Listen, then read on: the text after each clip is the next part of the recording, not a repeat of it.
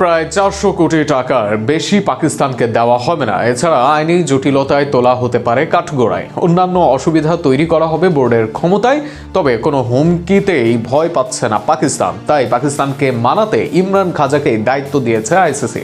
আরো শুনুন প্রতিবেদন। বিশ্বকাপের বাকি আর মাত্র 2 দিন। আগামী 7 তারিখে মাঠে গড়াচ্ছে বিশ্বকাপ। তবে এখনো জল ঘোলা হচ্ছে পাকিস্তান, বাংলাদেশ, ভারত ইস্যু নিয়ে। এদিকে যেমন পাকিস্তানকে অনুরোধ করেছে আইসিসি, অন্যদিকে নানাভাবে সতর্কও করেছে।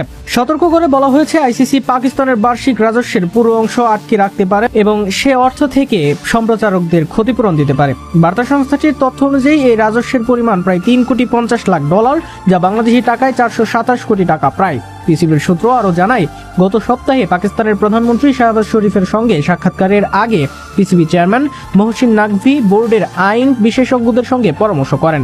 তবে পিসিবি এখনো নাকি গুরুতর শাস্তির জন্য প্রস্তুত। পিটিআইকে পিসিবির সূত্র বলেন, পাকিস্তান যদি ভারতের বিপক্ষে খেলতে না নামে তাহলে শুধু আর্থিক জরিমানা বা সম্প্রচারকদের মামলার ঝুঁকি নয়, আইসিসির ডিসপিউট রেজুলেশন কমিটির যে কোনো চেষ্টাও ব্যর্থ হওয়ার সম্ভাবনা রয়েছে। আইসিসির ডিআরসি একটি অভ্যন্তরীণ কমিটি, যা আইসিসির নিজস্ব বোর্ডের নেওয়া সিদ্ধান্তের বিরুদ্ধে কোনো আপিল শোনে না।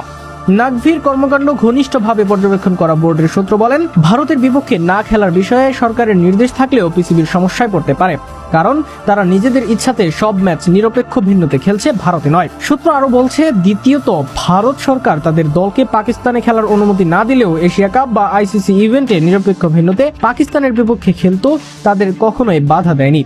এমনকি আইসিসির সব ইভেন্টের জন্য ব্রডকাস্টদের সাথে চুক্তি করেছে। এই ক্ষেত্রে ভারত পাকিস্তান ম্যাচ না হলে চুক্তি ভঙ্গের অভিযোগে আইনি লড়াইয়ের সুযোগ রয়েছে সম্প্রচারকদের।